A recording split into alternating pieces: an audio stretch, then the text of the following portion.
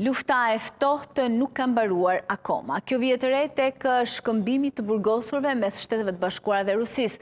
Moska liroi një punonjëse të inteligjencës amerikane në Los Angeles, e cila u dënua fillimisht me 12 vjet burg për spionazh në dobi të Ukrainës në këmbim të një personazhi gjermano-rus të akuzuar për krimin e një rrjeti global kontrabande të pajisjeve elektronike për ushtrinë ruse.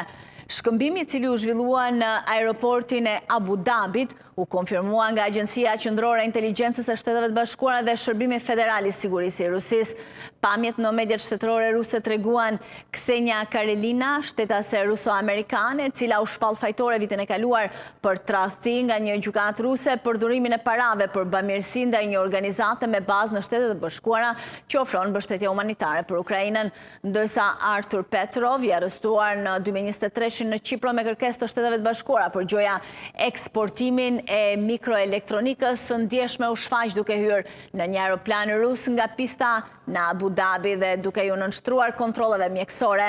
Ky shkëmbim tregon se ekziston një kanal i drejt për drejt komunikimi mes Kremlinit të Putin dhe administratës presidentit amerikan Donald Trump. Sipas burimeve, bisedimet janë ndërmjetësuar nga Steve Witkoff, i dërguari special amerikan që foli me Putin javën e kaluar, sekretari amerikan i shtetit Marco Rubio dhe drejtori i CIA-s John Ratcliffe që finalizoi marrëveshjen.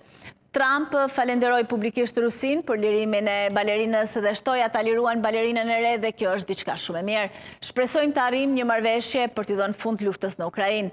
Sipas burimeve diplomatike, bisedimet për t'i dhënë fund luftës në Ukrainë do të vazhdojnë. Witkoff pritet të udhtojë sërish në Rusi.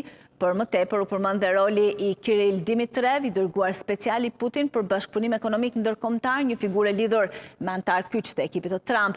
Shtetet e Bashkuara kanë identifikuar disa amerikanë të burgosur në Rusi, përfshirë Stephen Hubbard, një mësues i shpallur zyrtarisht si burgosur i padrejtë. Në shkurt të 2025-s, një tjetër amerikan, Mark Fogel, u lirua gjithashtu gjatë një vizite të Witkoff në Moskë.